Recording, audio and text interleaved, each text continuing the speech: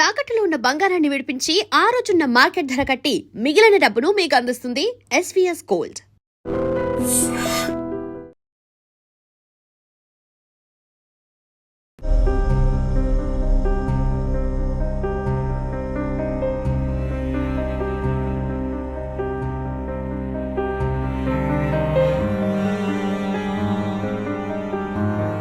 Welcome to iDream news. This is Pavan. So ప్రస్తుతం నేను కూకట్పల్లిలోని ఈనాడు కాలనీలో అయితే ఉన్నాను. గత నెల 24న అనుమానాస్పద స్థితిలో ఒక సుధీర్ రెడ్డి అనే వ్యక్తి మృతి చెందడం జరిగింది.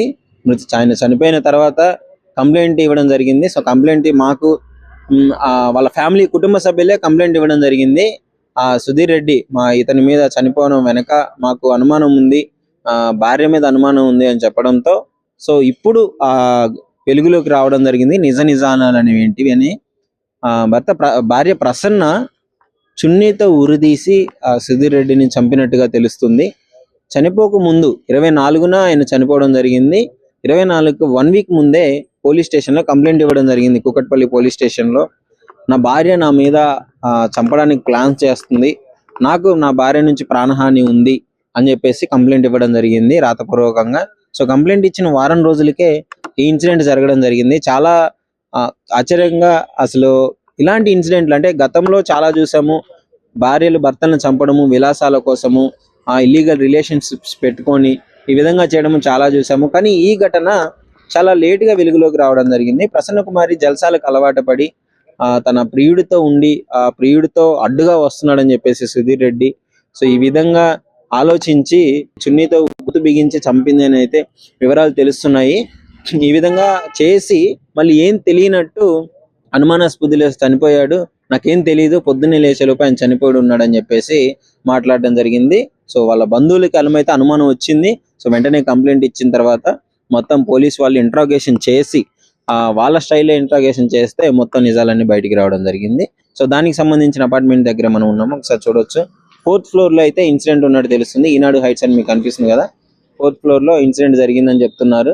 సో ఆమె పక్క ప్లాన్ తోనే ఈ మర్డర్ చేసిందని క్లియర్ గా అర్థమవుతుంది. సో విలాసాలకి జల్సాలకి అలవాటు పడి ఈ మధ్య కాలంలో అక్రమ సంబంధాలు ఎక్కువగా పెట్టుకొని అనవసరంగా వాళ్ళ లైఫ్, భర్తల్ని చంపడమే పనిగా పెట్టుకుంటున్నారు. ఇష్టం లేనప్పుడు వదిలేసి వెళ్ళిపోతే అయిపోతుంది, కానీ చంపడము, తర్వాత పోలీస్ స్టేషన్లో వెళ్ళి వాళ్ళ జీవితాన్ని నాశనం చేసుకోవడమే జరుగుతుంది.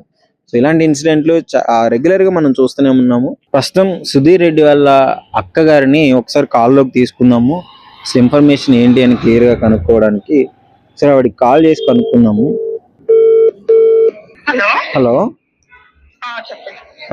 మేడం, ఇది సుధీర్ రెడ్డి వాళ్ళ సిస్టర్ మాట్లాడుతున్నారండి.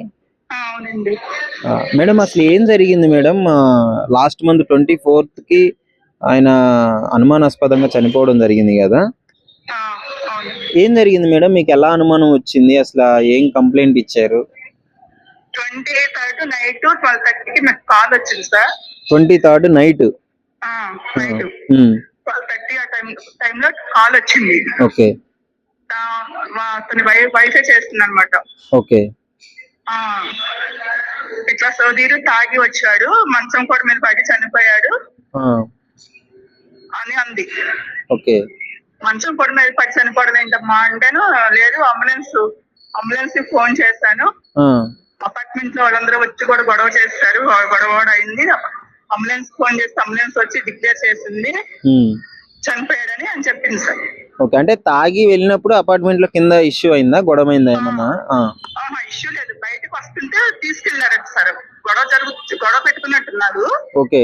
గొడవ జరుగుతుందని బయటకు వచ్చేద్దామని చెప్పి అయితే వాళ్ళ పెద్ద అబ్బాయి లాక్కొని బయటకు తీసుకెళ్లాడు. ఓకే. తీసుకెళ్ళిన తర్వాత ఇంకా ఏం చేశారు మాకు తెలియదు, 12:30కి ఫోన్ చేసింది. ఓకే. ఇట్లా డిక్లేర్ చేశారు, 108కి ఫోన్ చేస్తే అండి, 108కి ఫోన్ చేసి డిక్లేర్ చేయడం ఏంటి, నువ్వే చంపేస్తావు అని మేము అనుకున్నాము, చెప్పాము. ఆ రోజు ఫోన్లోనే చెప్పేసాము. పిల్లలు ఉన్నారా అండి? 2 పిల్లలు సార్. ఓకే. 2 పిల్లలు అక్కడ ఇన్సిడెంట్ జరిగినప్పుడు ఇంట్లోనే ఉన్నారు? వాళ్ళే ఉన్నారు, వాళ్ళు 3 ఉన్నారు. ఓకే.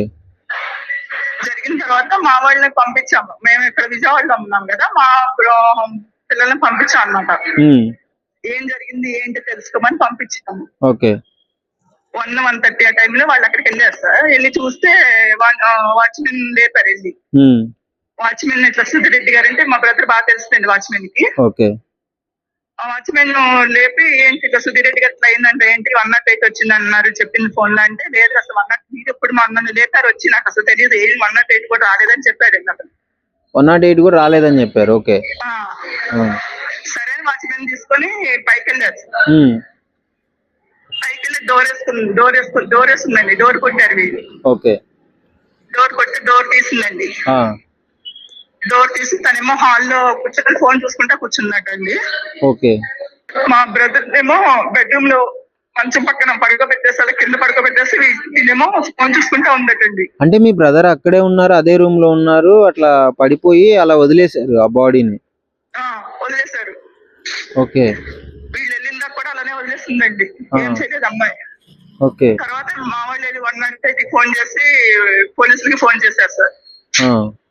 పోలీసులు ఫోన్ చేస్తే వచ్చి 108 వాళ్ళు అప్పటికే 3 గంటలు అయిపోయింది చనిపోయి అని డిక్లేర్ చేస్తారండి. తర్వాత వాళ్ళు అట్లా తీసుకెళ్లారు. మేము తెల్లారేది వెళ్ళి కేసు పెట్టామండి. ఇక ఇంత దారుణంగా ఎలా ఉంటారండి? భర్తని శవాన్ని పక్కన పెట్టుకొని ఫోన్ చూస్తున్నారు. భార్యలో కొడుకు సార్ అంతకుముందు కేసు పెట్టాడు. నా భార్య నా కొడుకు నన్ను చంపేస్తున్నారు, నాకు డెత్ ఇది ఉంది అని కేసు పెట్టాడు. 1 వీక్ ముందే పెట్టారని తెలిసింది. పెట్టారు. వాళ్ళు వచ్చి కౌన్సిలింగ్ ఇచ్చేసారటండి. నన్ను చంపేస్తారు. మాకు కూడా ఫోన్ చేసి చెప్పాడు కొడుతున్నారని చెప్పి. ఆ రోజు నైట్ భయపడి వచ్చేసాడు, ఇంటికి వచ్చేసాడు, మా ఊరు వచ్చేసాడు. విజయవాడ వచ్చాడు? విజయవాడ కాదండి, వాళ్ళూరు, అమ్మాళ్ళూరు. ఓకే. ఓకే. ఓకే. వచ్చిన తర్వాత మళ్ళీ తీసుకెళ్లారండి. వచ్చి వెళ్ళిన తర్వాత ఇంకేం జరుగుతుంది, గొడవ జరుగుతుందని చెప్పాడండి మాకు. 1 మంత్ ముందే చెప్పాడు, ఇలా అలా చేస్తుంది అమ్మాయి, వాళ్ళిద్దరు నన్ను కొడుతున్నారు, ఒకళ్ళు పట్టుకుంటున్నారు, ఒకళ్ళు కొడుతున్నారు, నాకు భయం వేస్తుంది అన్నాడండి. అంటే మేము వెళ్ళొద్దు, భయం వేసినప్పుడు వెళ్ళొద్దు, ఇక్కడే ఉండిపో అని చెప్పాము. పంచాయతీ కూడా పెట్టామండి. అమ్మాయి వాళ్ళ డెత్ ఉంది, మాకు వద్దని చెప్పి పంచాయతీ కూడా పెట్టాము. తర్వాత మళ్ళీ వెళ్ళాడండి, కాగితాలు తీసుకుని వెళ్ళాడు. వెళ్ళిన తర్వాత ఇంకా 20 days 15 days ఇచ్చేసాడండి. ఇంకా అది కొడుకు పాత్ర కూడా ఉంది సార్. కొడుకు పాత్ర మెయిన్ వాడు ఉన్నాడండి, వాడిని మాత్రం తప్పించారు. వాడిని కూడా అరెస్ట్ చేయాలి సార్, అది కూడా చేయాలి, అరెస్ట్ చేయాల్సింది వాడిని కూడా. అదేనండి, సుధీర్ రెడ్డి గారు అంత బలంగా ఉన్నారు. ఒక భార్య అతన్ని ఎలా చంపిందన్న అనుమానాలు కూడా ఉన్నాయి అందరికి.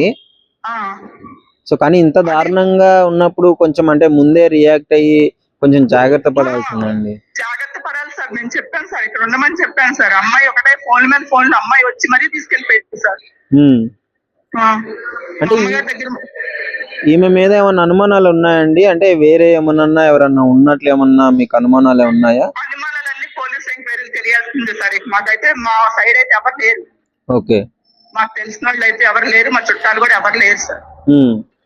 అటు సైడ్ ఎవరైనా ఉన్నారేమో మాకు తెలీదు ఇంకా. ఓకే. అమ్మాయి దాని వల్ల అయితే కాదు సార్. అబ్బాయి కొట్టాడండి ఒకసారి, అతనే కొట్టాడు, మా ముందే కొట్టాడు. ఓకే. కొట్టాడు పిల్లాడు, కొట్టి నేను చంపేస్తానని కూడా అన్నాడండి. వయసు ఎంత ఉంటుందండి వాళ్ళ అబ్బాయికి? వయసు ఎంత ఉంటుంది? 16 years అనుకోండి sir. 16 years. Inter second year. అతను తల్లి ఇద్దరు, ఒక కొడుకు ఒక తల్లి అంతేనండి? అదే వాళ్ళ మదర్ ఇద్దరు కలిసి భయం ఉందని కంప్లైంట్ ఇచ్చిన తర్వాత పోలీస్ వాళ్ళు ఏమన్నప్పుడు యాక్షన్ తీసుకున్నారండి దాని గురించి? అమ్మాయిని అరెస్ట్ చేశారండి నిన్న. ఓకే. అమ్మాయిని అరెస్ట్ చేశారు. ఇప్పుడు కాదు, ఫస్ట్ కంప్లైంట్ ఇచ్చినప్పుడు సారీ సార్ అర్థం కాదు. అంటే ఫస్ట్ లో కంప్లైంట్ ఇచ్చాడు కదా 1 week ముందు, వీళ్ళు నన్ను కొడుతున్నారు అది ఇది అని చెప్పేసి. అబ్బాయి భార్య ఇద్దరి మీద పెట్టాడు. ఓకే. అబ్బాయి వాడు మా మిస్సెస్ ఇద్దరు అని చెప్పి పెట్టాడు సార్. ఓకే. ఓకే. పెట్టాడు, మాకు కూడా చెప్పాడు చంపేస్తున్నాను. మాకు నైట్ ఫోన్ చేసి చెప్పాడు. నైట్ అంటే ఆ రోజు కాదు, ముందు 1 month ముందు మాకు అంత వాళ్ళతో ఘర్షణ ఏంటి అనేది మొత్తం క్లారిటీగా చెప్పాడు మాకు. ఓకే. సో ఇప్పుడు మరి మొత్తానికి మీరు ఎలాంటి న్యాయం జరగాలని కోరుకుంటున్నారండి? ఇన్సిడెంట్ జరిగింది, మీ తమ్ముడిని కోల్పోయారు, కానీ న్యూస్ లో ఇద్దరు రావట్లేదు కదండి. వాళ్ళ మదర్ ని ఒక్కళ్ళనే చూపిస్తున్నారు, ఆమె చేసింది అని అంటున్నారు. అది మాకు అదే తెలియట్లేదు మాకు. నేనైతే ఇద్దరి మీద పెట్టాను. ఓకే. నాకు ఫుల్ డౌట్ ఉంది కొడుకు మీద కూడా డౌట్ ఉంది. ఫుల్ డౌట్ ఉంది. ఓకే. మీరు వెళ్ళినప్పుడు సిచ్యువేషన్ మొత్తం అంటే ఏమన్నా దాడి చేసినట్లుగా ఏమన్నా కనిపిస్తున్నాయండి అక్కడ సిచ్యువేషన్? రూమ్ చూసినప్పుడు ఒంటి నిండా దెబ్బలు ఉన్నాయి సార్. ఒంటి నిండా దెబ్బలు ఉన్నాయి. పోస్ట్ మాస్టర్ లో కూడా ఆ రోజే చెప్పేశారు గొంతు నుంచి చంపేశారని. గొంతును చంపారని చెప్పేశారు. గొంతు దగ్గర గాయం కూడా కనిపించింది. ఆ రోజు డాక్టర్ గారు కూడా చెప్పాడు మాకు గొంతు ఇట్లా దురిమారు, దాని వల్ల చనిపోయాడు అని చెప్పారు. సరే. ఒంటి నిండా కూడా దెబ్బలు, చాలా దెబ్బలు ఉన్నాయి సార్. ఓకేనండి. సో ఇది పరిస్థితి. ఇంత దారుణంగా ఒక తల్లి కొడుకు కలిసి సుధీర్ రెడ్డి అనే ఒక పర్సన్ ని ఇంత దారుణంగా చంపడం జరిగింది. సో ఇప్పుడు వివరాలు అయితే వాళ్ళ అక్క చెప్పిన ప్రకారం అయితే కొడుకు కూడా ఉన్నారు ఇందులో, కానీ ఎందుకు ఆయన బయటికి చూపించట్లేదు. కంప్లైంట్ అయితే ఇద్దరి మీద పెట్టామని తెలుస్తుంది. ఆనవాళ్ళు మాత్రం అన్ని అబద్ధాలు చెప్పేసి ఒక భర్త శవాన్ని పక్కన పెట్టుకొని ఫోన్ చూస్తూ కూర్చుండిపోయింది అర్ధరాత్రి 1:30 ఆ టైంలో. ఇంత దారుణంగా తయారైంది సమాజం. ఇంత దారుణంగా ఎలా ఉంటారు జనాలు అసలు అర్థం అవ్వట్లేదు. సో వాళ్ళ మీద క్రిటికల్ గా యాక్షన్ తీసుకొని లీగల్ గా వెళ్ళాలని చెప్పేసి అయితే వీళ్ళ ఫ్యామిలీ వాళ్ళు కోరుకోవడం జరుగుతుంది.